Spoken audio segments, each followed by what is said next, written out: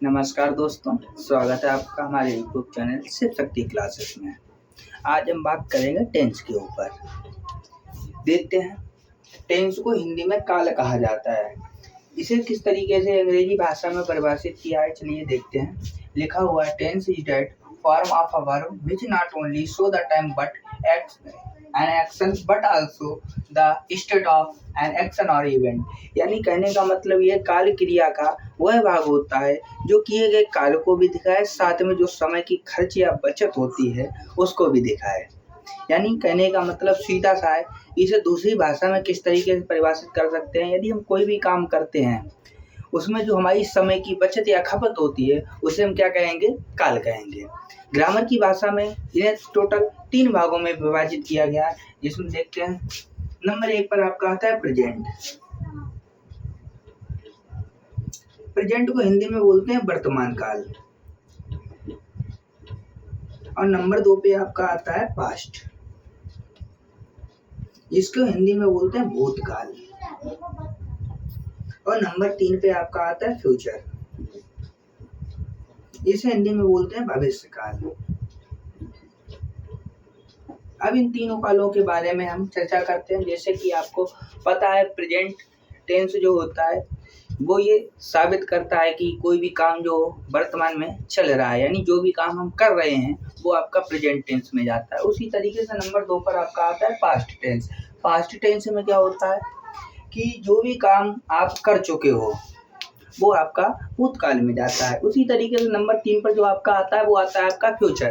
Future में जो भी आप काम आगे भविष्य में करने वाले होते हैं या करोगे आप भविष्य में, उसे आप फ्यूचर टेंस में भेजेंगे। यहाँ तक उम्मीद है आपको बताया हुआ सारा समझ में आ गया हो। अब इनकी हम बात करते हैं पहचानों की। पहचानों की जिस तरीके से आपने पहले पढ़ते हुए चले आए हैं कि प्रेजेंट इंडेफिनिट की क्या पहचान होती है, प्रेजेंट कंटीन्यूअस की क्या पहचान, आप उस तरीके से नहीं, एक नए वर्जन के साथ हम आपको बताएंगे। तो आप चलिए देखते हैं, इनकी पहचानों के बारे में हम बात करते हैं।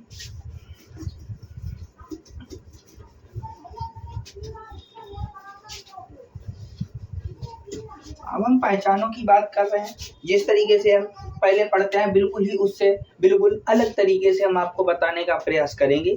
चलिए सबसे पहले हम बात करते हैं हिंदी में पहचानों की, कि हिंदी में किसी भी टेंस को किस तरीके से पहचाना जाएगा। उसके लिए बस 4 लाइनों की आपकी आवश्यकता होती है सिर्फ। और आपको ये भी ज्ञात होगा कि हर टेंस के 4 पार्ट होते हैं। एक होता है इंडेफिनिट, एक होता है कंटिन्यूअस, एक होता है परफेक्ट, एक होता है परफेक्ट कंटिन्यूअस। चलिए, तो हमारे तरीके से आपको बताने का प्रयास करेंगे, अगर समझ में आता है तो ज़्यादा बेटर है। जिस तरीके से हम नंबर 1 पे अभी आपको क्या बताया गया था, प्रेजेंट, और नंबर 2 पे आपका बताया गया था पास्ट, और नंबर 3 पे आता है आपका फ्यूचर। इसी तरीके से इनके भी जो 4 पार्ट होता है, हम सिर्फ 4 ही पार्ट लिखेंगे। नंबर 1 पर आपका आता है इंडेफिनिट,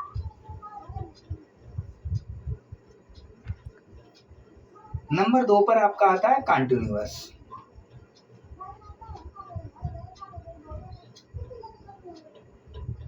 और नंबर 3 पे आपका आता है परफेक्ट, और नंबर 4 पर आता है आपका परफेक्ट कंटिन्यूअस।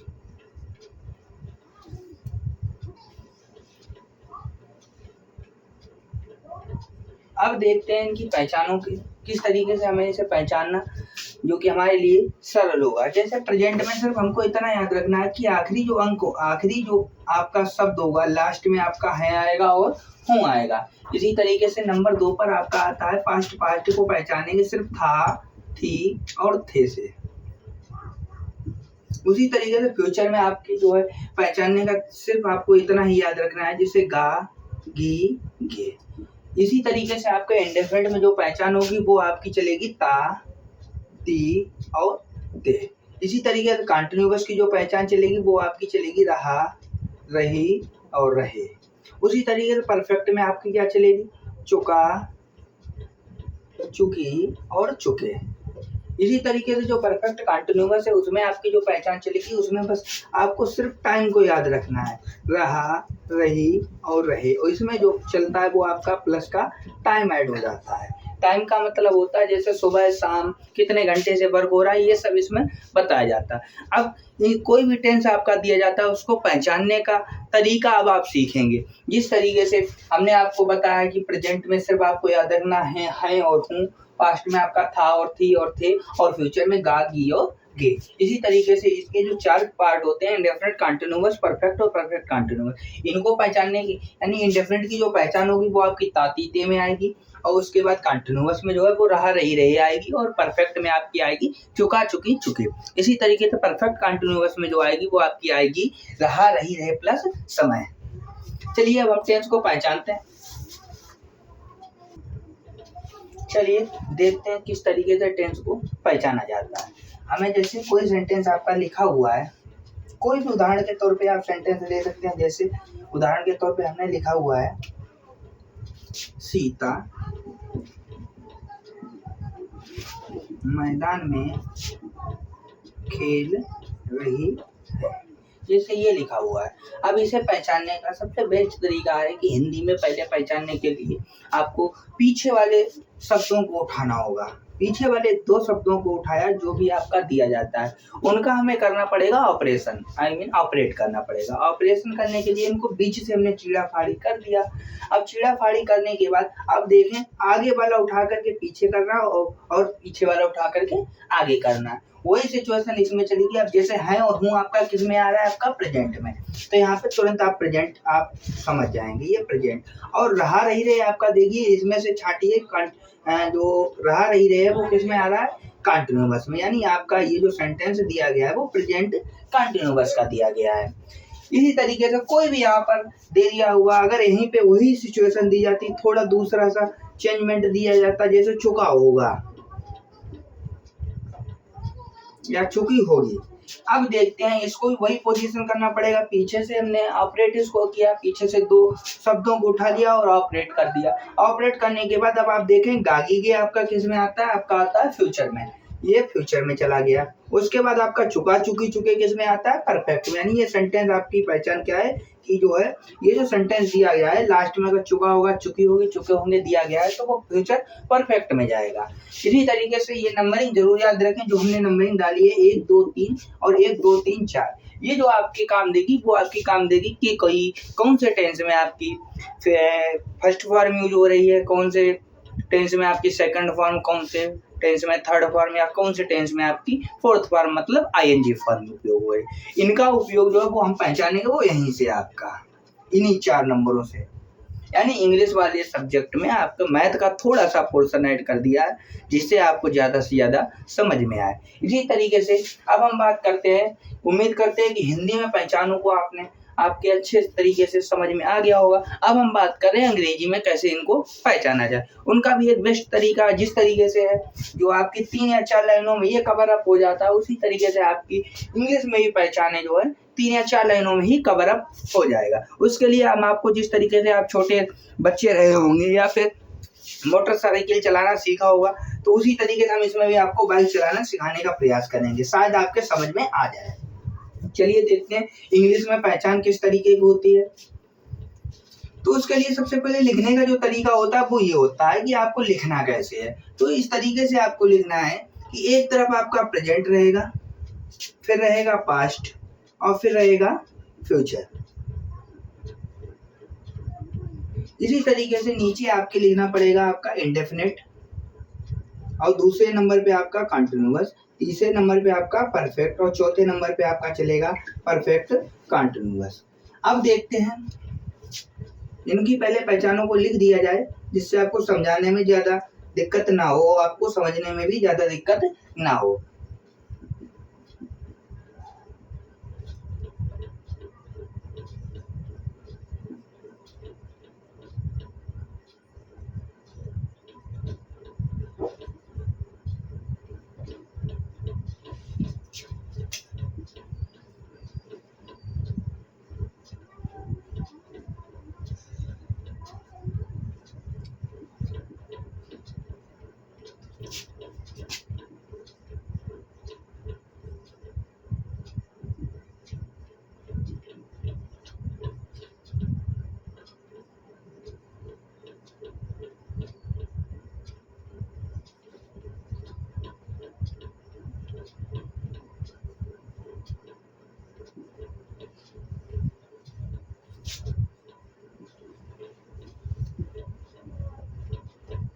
चलिए देखते हैं, जैसे कोई भी सेंटेंस आपका लिखा हुआ है, जैसे मान के चलिए आपका फ्यूचर परफेक्ट का टेंस दिया गया है। किसका दिया गया है? फ्यूचर परफेक्ट का। तो इसे पहचानने के लिए वही सिस्टम आपको फिर उपयोग करना पड़ेगा कि इसको ऑपरेट करना पड़ेगा, यानी पीछे वाले को उठा करके हमें आगे करना हो, आगे वाले को उठा के पीछे करना है। इंग्लिश में पहचानने का और हिंदी में पहचानने का तरीका पूरा सेम रहेगा। अब आपको यहाँ पे यहाँ से इस कॉर्नर से हमको स्टार्ट करना पड़ेगा, इस कोने से। अब सबसे पहले हमको जब ये उठा के आगे कर दिया, नहीं परफेक्ट आपका आगे आ गया, तो यहाँ से हमें चलना स्टार्ट करना पड़ेगा, यहाँ इसी कोने से, और परफेक्ट तक चलना है। और जैसे ही परफेक्ट तक पहुंचे वहां पे रुकने के बाद तुरंत अपनी डायरेक्शन को चेंज करें और हमें कहाँ तक जाना है? नहीं फ्यूचर तक जाना है। यहाँ से चलते चले जाओ और फ्यूचर तक चले जाओ। जैसे ही फ्यूचर आपको दिख जाए तो समझ लेना ये इसी पर रुक जाना है, यानी फ्यूचर परफेक्ट की पहचान क्या होगी? विल हैव और शैल हैव। इसी तरीके से आपकी मान के चलिए उदाहरण के तौर पे आपको बताने का प्रयास करेंगे, जैसा कि पास्ट कंटिन्यूअस दिया गया है, पास्ट कंटिन्यूअस दिया है, फिर वही पोजीशन आपको करनी पड़ेगी। कंटिन्यूअस को उठा के आगे और पास्ट को उठा के पीछे। कंटिन्यूअस जो आपका दिया गया है वो आपका किस तरीके से, देखो यहाँ से हम चलना शुरू करेंगे और कंटिन्यूअस तक जैसे ही हम पहुंचेंगे तुरंत हमें क्या करना पड़ेगा? वहां से डायरेक्शन अपनी बदलनी पड़ेगी और हमें कहाँ तक जाना है? पास्ट तक। यहाँ से चलते चले जाएंगे और पास्ट जहाँ पे दिख जाएगा वहीं पे हम पास्ट वाली लाइन में रुक जाएंगे, यानी खड़ी खड़ी लाइन जो आपकी दी रही है ये पास्ट की है। तो पास्ट में हमारा क्या, यानी पास्ट कंटिन्यूअस में आपका क्या यूज हो रहा है? वाज और वर। उम्मीद है इसी तरीके से समझ में आपको आ गया होगा। अब हम बात कर रहे हैं आपकी कि फर्स्ट फॉर्म कहाँ पर उपयोग करेंगे, सेकंड फॉर्म कहाँ पर उपयोग करेंगे और थर्ड फॉर्म कहाँ पर उपयोग करेंगे। चलिए देखते हैं, जिनमें आपका जो मेन रोल रहता है वो ऊपर वाली पहचानों का रहता है। जो मेन रोल रहता है, जैसे मान लीजिए फर्स्ट फॉर्म को शो ऑफ हम इसी तरीके से करते हैं, और सेकंड फॉर्म को इसी तरीके से, और थर्ड फॉर्म को इसी तरीके से, और फोर्थ फॉर्म को इसी तरीके से। अब हमें बिल्कुल गणितीय संक्रियाओं की जरिए से हम पता लगाएंगे कि किसमें क्या उपयोग होगा। अब आपको याद रखना फर्स्ट फॉर्म जो उपयोग होती है वो आपकी 1.1 और 3.1 में, इसी तरीके से जो सेकंड फॉर्म है यानी 2.1, और थर्ड फॉर्म आपकी 3, और फोर्थ फॉर्म सेकंड और फोर्थ में। अब यहाँ पर थोड़ा सा दिमाग लगाने की जरूरत, जब भी हम पॉइंट लगाकर बात कर रहे हैं उसी तरीके से जब पॉइंट लगा के बात करें तो इसका मतलब हम इनकी और इनकी दोनों को मिला करके बात कर रहे हैं। और जैसे ही हम सिंगल डिजिट की बात करेंगे तो इसका मतलब पीछे वाला कवर अप करना पड़ेगा, यानी पीछे वाले को हमें देखना पड़ेगा। अब देखते हैं, जैसे आपका देखो फर्स्ट फॉर्म कहाँ पर यूज हो रही है? 1.1 और 3.1 में। अब 1.1 का मतलब इसका पहला वाला और इसका पहला वाला, यानी इसके पहला वाला क्या आपका प्रेजेंट और इसका पहला वाला क्या है? इंडेफिनिट, यानी प्रेजेंट इंडेफिनिट में आपकी फर्स्ट फॉर्म उपयोग की जाएगी। इसी तरीके से 3.1 दिया गया, तो इसमें 3 नंबर पे आपका क्या आ रहा है? फ्यूचर, और 1 नंबर पे आपका क्या आ रहा है? इंडेफिनिट, यानी फ्यूचर इंडेफिनिट पे आपकी फर्स्ट फॉर्म उपयोग की जाएगी। इसी तरीके से सेकंड फॉर्म का उपयोग कहाँ पे होगा? 2.1 का हम पकड़ के लेके चलेंगे, इसका 2 नंबर पे क्या है आपका? पास्ट, और इसका 1 नंबर पे क्या है? इंडेफिनिट, यानी पास्ट इंडेफिनिट। इन दोनों को मिला करके हमें बोलना पड़ेगा वो पास्ट इंडेफिनिट में हमारी कौन सी फॉर्म उपयोग होगी? Second form. उसी तरीके से आपकी जो होती है वो थर्ड फॉर्म की बात करें, थर्ड फॉर्म जो उपयोग होती है वो आपको 3 नंबर दिया गया है। 3 नंबर का मतलब हमने आपको पहले बता दिया, पीछे वाले को कवर अप करके चल रहा है। 3 नंबर पे आपका क्या आ रहा है? परफेक्ट। अब यहाँ पे जितने भी परफेक्ट वाले टेंस होंगे उनमें सब में थर्ड फॉर्म लगेगी, चाहे वो प्रेजेंट परफेक्ट हो, चाहे वो पास्ट परफेक्ट हो, चाहे वो फ्यूचर परफेक्ट हो। यानी जहाँ पे आपको परफेक्ट दिख जाए समझ लो वहां पर मेन वर्ब की हमें थर्ड फॉर्म उपयोग करनी होगी। इसी तरीके से आपकी देखते हैं फोर्थ फॉर्म का मतलब होता है आईएनजी फॉर्म, यानी कहने का मतलब यह है कि आप आईएनजी फॉर्म हमें कहाँ कहाँ पे उपयोग करनी होगी? जैसे 2 नंबर पे और 4 नंबर पे। आपका 2 नंबर पे क्या दिया गया है? कंटिन्यूअस, यानी जितने भी कंटिन्यूअस वाले टेंस आएंगे, चाहे वो प्रेजेंट कंटिन्यूअस हो, चाहे वो पास्ट कंटिन्यूअस हो, या फ्यूचर कंटिन्यूअस हो, वहां पर हमें आईएनजी फॉर्म का प्रयोग करना पड़ेगा। उसके बाद नंबर 2 और आईएनजी फॉर्म नंबर 4 पे उपयोग हो रही है, यानी नंबर 4 में हमें क्या उपयोग करना पड़ेगा? नंबर 4 पे आपका क्या दिया? Perfect continuous. इसी तरीके से यानी कहने का मतलब ये है कि प्रेजेंट परफेक्ट कंटिन्यूअस हो, चाहे पास्ट परफेक्ट कंटिन्यूअस हो, या फ्यूचर परफेक्ट कंटिन्यूअस हो, वहां पर हम उपयोग क्या करेंगे? आपकी आईएनजी यानी मेन वर्ब की आईएनजी फॉर्म का उपयोग करेंगे। एक बार फिर इसको देखते हैं, यानी जब भी हम पॉइंट लगा करके बात करेंगे तो हमें दोनों को मिला के बोलना पड़ेगा, और जब भी सिंगल डिजिट की बात करें तो हमें पीछे वाला उठा के बोलना पड़ेगा। अब जैसे देखो इसमें आपका 1.1 दिया, यानी इसका 1 पे आपका क्या दिया गया है, प्रेजेंट, इसका 1 पे क्या दिया गया है, इंडेफिनिट, यानी प्रेजेंट इंडेफिनिट में आपकी फर्स्ट फॉर्म का प्रयोग हम करेंगे। उसी तरीके से नंबर देखो फर्स्ट फॉर्म और कहाँ पे देगी, 3.1 यानी 3.1। इसी तरीके से 3 पे आपका क्या दिया गया, फ्यूचर, और 1 पे आपका क्या दिया गया, इंडेफिनिट, यानी फ्यूचर इंडेफिनिट में जो है आपकी फर्स्ट फॉर्म का प्रयोग करेंगे। इसी तरीके से सेकंड फॉर्म का उपयोग हमें कहाँ पे करना है, 2.1 पर।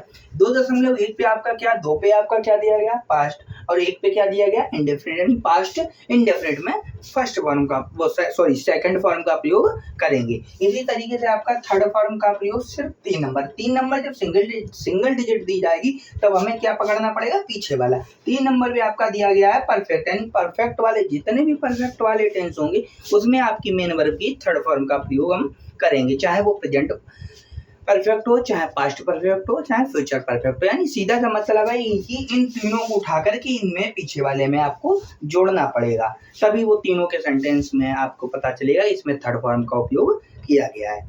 और जैसा कि आपको पहले बता चुके हैं, टेंस को पहचानने का तरीका यही है, पीछे वाले 2 शब्दों को उठा करके बीच से ऑपरेट करना, पीछे वालों को उठा के आगे करना, आगे वाले को उठा के पीछे करना है, वो आपके उसी तरीके से पहचान में निकल आएगी। हिंदी में जैसे ही आप हिंदी को पहचान पाओगे किसी भी वाक्य को, उसी तुरंत उसका नीचे उसका इंग्लिश में भी पहचान आप निकाल लोगे, जैसा कि हमने आपको पूर्व बताया है।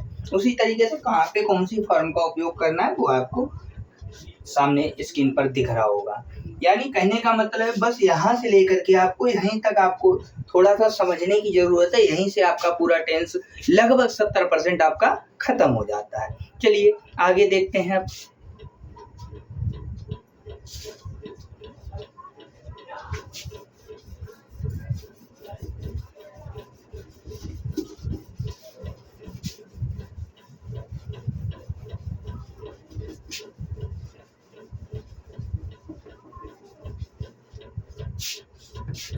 अब देखते हैं कि कैसे पहचानो किसी वाक्य में सब्जेक्ट क्या है और वर्ब क्या है, ऑब्जेक्ट क्या है और अदर क्या है। यानी कहने का मतलब कोई भी आप सेंटेंस बनाते हो उसमें कम से कम एक चीज की आवश्यकता होती है, वो होती है आपकी मेन वर्ब, और ज्यादा से ज्यादा टोटल होते हैं 5, जिसमें 5 जो शब्द होते हैं वो आपके उपयोग होते हैं subject, helping verb, main verb, और उसके बाद आपका ऑब्जेक्ट, और ऑब्जेक्ट के बाद अदर वर्ड। जो आपका ऑब्जेक्ट और अदर वर्ड आपस में फाइट करते रहते हैं, जिस तरीके से छोटे 2 भाई बहन होते हैं आपस में पापा के साथ बाइक पे बैठने के लिए लड़ते हैं कि हम आगे बैठेंगे, हम आगे बैठेंगे, उसी तरीके से ऑब्जेक्ट और अदर वर्ड आपस में लड़ते झगड़ते रहते हैं, जिसमें जो जीत जाता है वही आगे पहुंच जाता है। हालांकि इसमें लड़ाई दिखेगी नहीं आपको, आपको सेंस यूज करना पड़ेगा, क्या चीज आपको उपयोग आगे करनी पड़ेगी। चलिए देखते हैं। यानी कहने का मतलब ये है, देखिए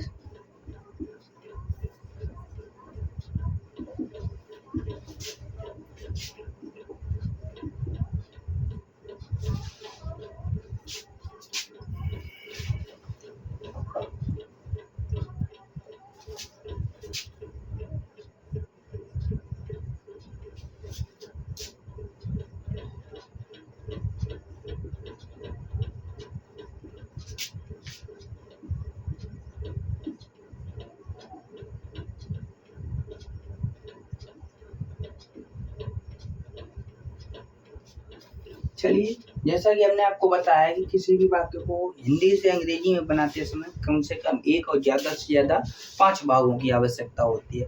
अब वो 5 भाग जो भी हैं वो डेफिनेशन यानी पहचान आपको बताने का प्रयास कर रहे हैं अपने तरीके से, ना कि किसी किताब के जरिए से।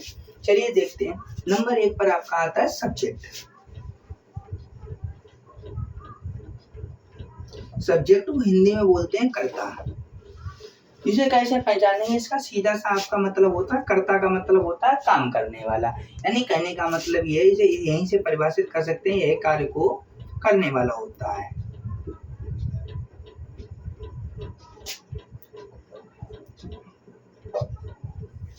यह कार्य करने वाला था। लेकिन इसकी अगर अलग से कोई पहचान अगर आप देखें तो इसे किस तरीके से पहचान सकते हैं, देखते हैं। चलिए सिंपल व निगेटिव।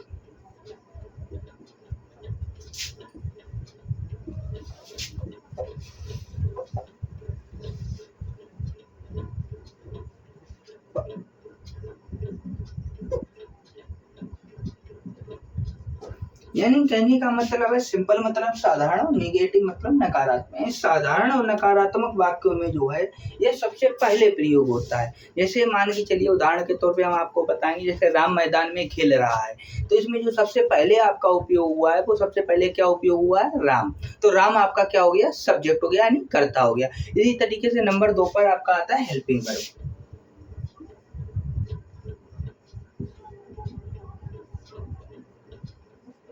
हेल्पिंग वर्ब को हिंदी में बोलते हैं सहायक क्रिया।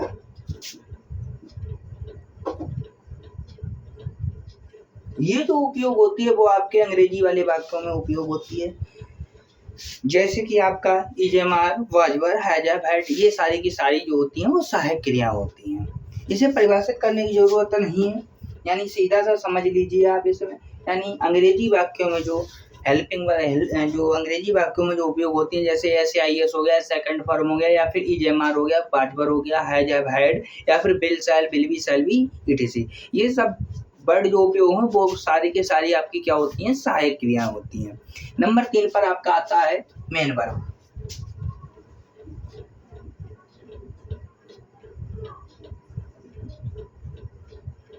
मेन वर्ब को हिंदी में बोलते हैं मुख्य क्रिया। अब थोड़ा सा आप लोग रिवर्स में जाइए, हमने आपको वर्ब की क्लास अलग से पढ़ाई थी, उसमें हमने आपको बताया था कि ये वाक्य का मुख्य भाग होता है, यानी कोई भी वाक्य आप बनाते हो ये वाक्य का मुख्य भाग होता है। कोई भी वाक्य इसके बिना आपका कैसा होता है, अधूरा होता है, इनकम्प्लीट होता है। तो वो परिभाषा आपको लिखाने की जरूरत नहीं है, डायरेक्टली हम इसकी पहचान आपको बता रहे हैं, वो आप देखें। इसमें जो चलता है वो आपका सिस्टम ये चलता है, जैसे जो आपके वाक्य के जो पीछे वाले शब्द होते हैं,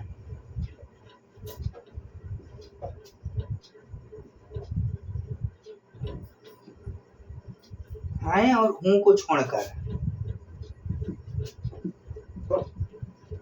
अंत में जो उपयोग होगा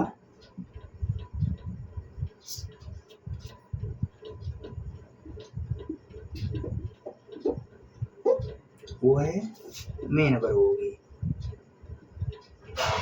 यानी कहने का मतलब वाक्य के जो अंतिम शब्द होते हैं, हूं, खाती थे या रहा है, रहिए, इस तरीके के शब्दों को छोड़ दिया जाए। वाक्य के छोड़ने के बाद जो लास्ट में आपका बचेगा वो आपका क्या कहलाएगा, मेन वर्ब कहलाएगा। अभी एक ही उदाहरण में हम 5 के 5 पार्ट हम आपको बता देंगे, थोड़ा सा जगह कम होने की वजह से हर परिभाषा के बाद उदाहरण बताना असंभव लगता है।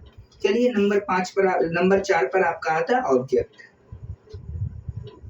ऑब्जेक्ट को हिंदी में बोलते हैं कर्म।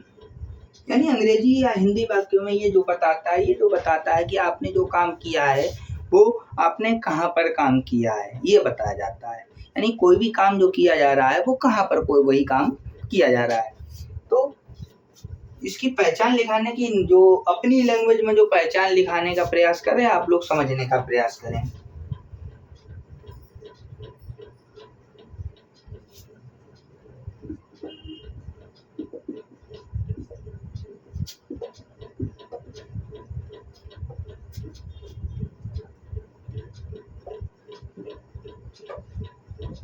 यानी कहने का मतलब जो ऑब्जेक्ट आपका होता है वो कर्ता और क्रिया के मध्य में प्रयोग होता है, यानी कर्ता और क्रिया के बीच में आपका जो है ऑब्जेक्ट प्रयोग होगा। अब नंबर 5 पर आपका आता है अदर वर्ड, जिसे आप हिंदी में बोलते हैं अन्य शब्द।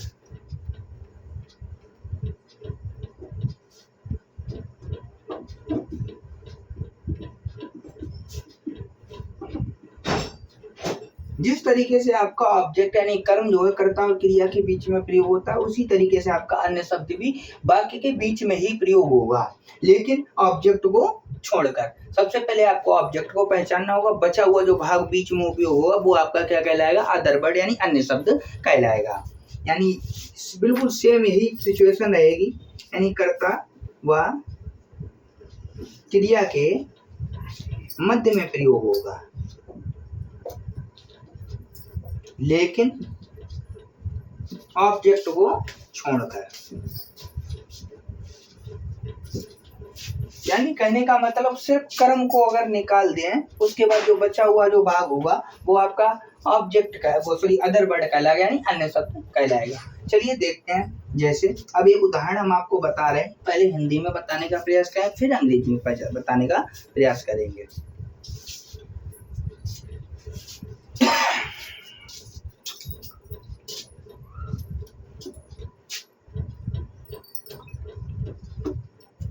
चलिए देखते हैं। जैसे लिखा हुआ है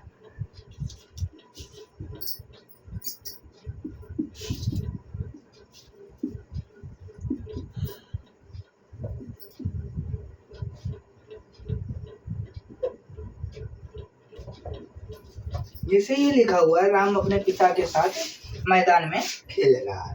अब यहीं से सारी की सारी पहचानें आपकी निकल आएंगी।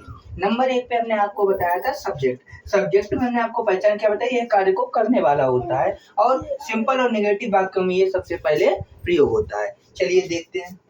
अब देखिए यहीं पे आप पहचानेंगे, देखें सबसे पहले आपका ये सेंटेंस पहचाना, ये सिंपल है, नेगेटिव है या इंटरोगेटिव। अब आपका ये आपका सिंपल सेंटेंस दिया गया है, तो यहाँ पर जो पहचानना है सबसे पहले जो दिया है वो आपका क्या होगा, सब्जेक्ट होगा। और दूसरे नंबर पे आपको बताया जाता है कि ये कार्य को करने वाला होता है। आप देखो खेला जा रहा है, लेकिन खेल कौन रहा है, आपका राम खेल रहा है, तो राम आपका क्या हो गया, सब्जेक्ट हो गया। इसी तरीके से आपका नंबर 2 पर आता है हेल्पिंग वर्ब। हेल्पिंग वर्ब मैंने आपको बता दिया है कि ये अंग्रेजी वाक्यों में प्रयोग की जाती है। नंबर 3 पर आता है, यानी अंग्रेजी वाक्यों में पहचान जो निकलती है वो यहाँ से निकलती है। यहाँ के थ्रू आप जो है हेल्पिंग वर्ब पहचान सकते हैं। यानी जब तक आपको ये पहचान नहीं पता होगी ये किस टेंस का वाक्य है, तब तक आप हेल्पिंग वर्ब नहीं निकाल पाएंगे। नंबर 3 पे हमने आपको बताया मेन वर्ब। मेन वर्ब में हमने क्या बताया, वाक्य के पीछे वाले शब्द हैं हूं etc को छोड़कर अंत में जो प्रयोग होगा वो आपकी मेन वर्ब होगी। यानी ये शब्द जो हमने बताया हेल्पिंग वर्ब वाला पोर्शन आप निकाल दीजिए, उससे पहले जो प्रयोग हुआ है वो आपकी क्या होगी, मेन वर्ब होगी, यानी मुख्य क्रिया होगी। अब हमने आपको ये भी बताया है कि मुख्य क्रिया जो होती है ये बताती है कि जो भी काम किया जा रहा है वो क्या काम किया जा रहा है। तो इसमें देखिए क्या काम किया जा रहा है, खेला जा रहा है, तो ये आपकी मेन वर्ब हो गई। इसी तरीके से हमने नंबर 4 पर आपका बताया ऑब्जेक्ट। ऑब्जेक्ट को हिंदी में बोलते हैं कर्म, यानी कर्ता और क्रिया के बीच में प्रयोग होता है। अब कर्ता और क्रिया के बीच में ये देखिए ये बहुत सारे शब्द दिए, इसमें तो होगा तो एक ही ऑब्जेक्ट। तो हमने आपको एक दूसरी लाइन में बताई थी कि यहाँ पर पहचानने का तरीका है कि कोई भी काम जो किया जा रहा है वो कहाँ पर किया जा रहा है, वो आपका ऑब्जेक्ट कहलाएगा। अब इसमें देखिए कहाँ पर क्या काम किया जा रहा है, यानी मैदान में किया है, तो ये क्या आपका हो गया, ऑब्जेक्ट। यानी सब्जेक्ट भी हो गया, मेन वर्ब भी हो गया, ऑब्जेक्ट भी होगा। बचा हुआ जो पोर्शन होगा वो आपका क्या होगा, अदर वर्ड होगा। यानी अदर वर्ड में हमने आपको क्या बताया, कर्ता और क्रिया के मध्य में प्रयोग होगा, लेकिन ऑब्जेक्ट को छोड़कर। अब इसमें ऑब्जेक्ट को हमने निकाल दिया, बचा हुआ जो पार्ट होगा वो आपका क्या होगा, अदर वर्ड होगा। अब इसी तरीके से आपको हिंदी से अंग्रेजी को ट्रांसलेट करने का तरीका देखते हैं कि किस तरीके से ट्रांसलेट करेंगे। इसका सबसे सिंपल तरीका हम आपको बता रहे हैं, चलिए देखते हैं। जैसे यही वाला हमने आपका सेंटेंस ले लिया है, जब आपको ये पहचानने में आ गया है कि कौन सी चीज क्या दी गई है, अब हम बात करें पहचाना, मतलब सेंटेंस को बनाया कैसे जाए। जैसे यही वाला आपका सेंटेंस दिया गया है, राम अपने पिता के साथ मैदान में खेल रहा है, तो वो किस तरीके से बनाएंगे, सबसे पहले हमें क्या करना पड़ेगा, इसको ऑपरेट करना पड़ेगा। यहाँ से ऑपरेट करेंगे, पीछे से यानी टेंस को पहले पहचानेंगे ये कौन सा टेंस का वाक्य है। अब देखिए है और हूँ आपका किस में उपयोग हो रहा था, प्रेजेंट में, और रहा रही रहे किस में उपयोग हो रहा था, कंटिन्यूअस से। तो यहाँ से आपकी पहचान क्या निकल आई कि ये जो वाक्य जो दिया गया है वो आपका प्रेजेंट कंटिन्यूअस का दिया गया है। ऐसे ही अब बनाने का तरीका, सबसे पहले जो चीज दी जाती है, यानी सांप को मारेंगे। एक तरीके से सांप को मारने के लिए उदाहरण के तौर पे बता रहा हूँ, सांप को मारने के लिए सबसे पहले उसका मुंह दाबना पड़ता है, यानी फन दाबना पड़ता है। सबसे पहले हम राम को नीचे राम को लिख लेंगे, यानी राम को फन मान लिया, आगे का ऐसा ही। फिर पीछे से उठाने में नंबर लगाएंगे सेंटेंस को, आगे से हमने बना दिया, राम के नीचे राम लिख दिया, अब पीछे से उठाने में नंबर। अब पीछे पहचानना है, पहचान तो हमारी हो गई प्रेजेंट कंटिन्यू। अब वही बाइक चलाएंगे, यानी सबसे पहले कंटिन्यूअस तक जाएंगे फिर प्रेजेंट तक जाएंगे। तो प्रेजेंट कंटिन्यूअस में आपकी क्या उपयोग होती है, इज एम आर।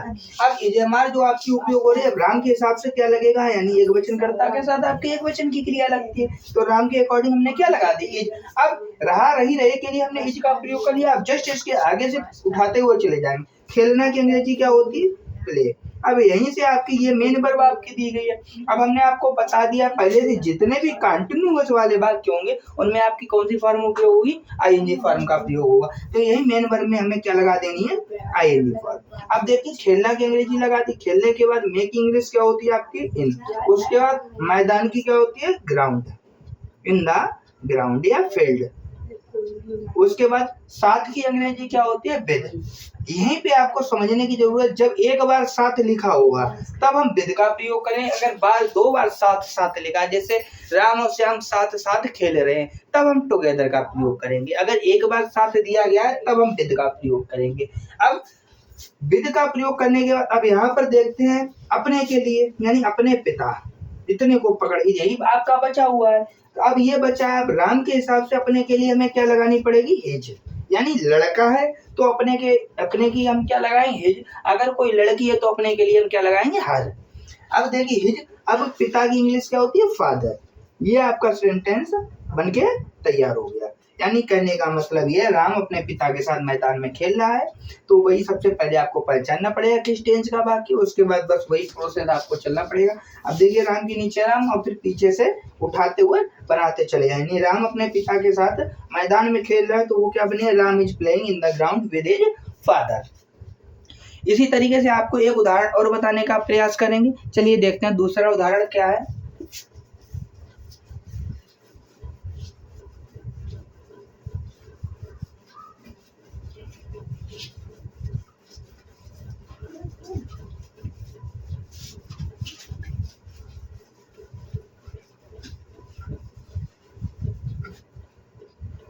जैसे कोई उदाहरण लेते हैं, जैसे सीता खाना बना चुकी थी, जैसे ये लिखा हुआ है। सबसे पहले वही प्रोसेस हमको करना पड़ेगा, सीता के नीचे हमको सीता लिख देना है। अब पीछे से आपको उठाना पड़ेगा, पीछे आपको इसको ऑपरेट करना है। था थी थे आपका पास्ट में आता है और चुका चुकी चुके किस में आता है? परफेक्ट में। अब यहीं से आपकी हेल्पिंग वर्ब तैयार हो जाती है। साथ में हेल्पिंग वर्ब के साथ मेन वर्ब में क्या लगेगा, यानी थर्ड फॉर्म उपयोग हुई या आईएनजी फॉर्म, वो देखते हैं। यानी परफेक्ट वाले जितने भी होते हैं उसमें थर्ड फॉर्म का प्रयोग होता है। अब बाइक चलाएंगे, पास्ट परफेक्ट में हमारा क्या उपयोग होता है? सबसे पहले परफेक्ट तक जाएंगे, उसके बाद पास्ट तक जाएंगे। तो पास्ट परफेक्ट में क्या उपयोग हो रही है? आपकी हाइड। अब बनाना की इंग्लिश क्या होती है? कुक, यानी बनाना या पकाना, तो क्या हो जाएगा?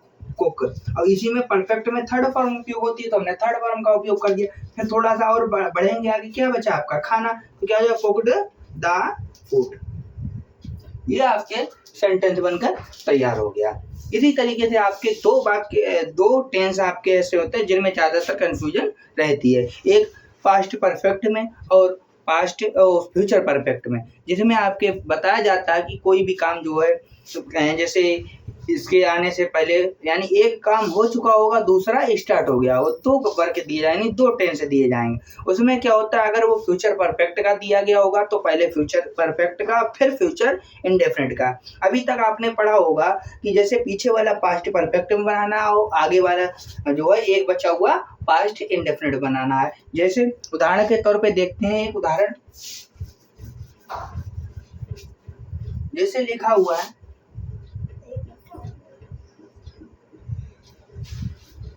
सीता के आने से पहले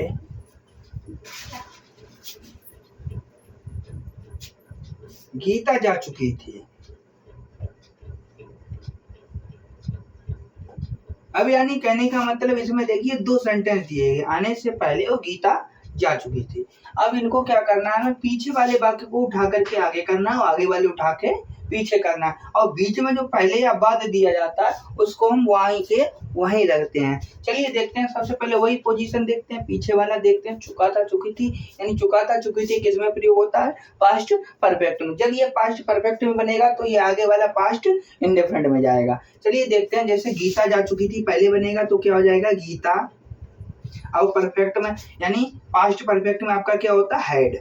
और जाना की क्या होती है? गो की थर्ड फॉर्म गॉन। इसी तरीके से पहले की जहां पे लिखा है पहले वहीं पे उसकी स्पेलिंग हमें लिखनी पड़ेगी। अब बचा हुआ आपका सीता के आने से पहले, तो वही सीता और के, ये आपका सेंटेंस बनकर तैयार हो गया। यहीं पर जो आपका तैयार होता है दूसरा, जैसे ये पास्ट परफेक्ट में हो गया। अब यही चीज अगर फ्यूचर परफेक्ट में दी जाती तब किस तरीके से बनाते हैं, यहीं पे हमें कंफ्यूजन क्रिएट करने को मिलती है। एग्जामिनर जो आपका आता है वो इस तरीके से यहाँ पर पीछे वाला तो चुका मतलब फ्यूचर परफेक्ट में दे देगा और ये वाला पास्ट परफेक्ट में दे देगा, सॉरी पास्ट इंडेफिनिट में। तब आपको यहाँ पे गलतियां मिलेंगी। वो गलतियां आपको सही करने के लिए, जैसे यही वाला उदाहरण ले रहे, थोड़ा सा टेंस में परिवर्तन करेंगे।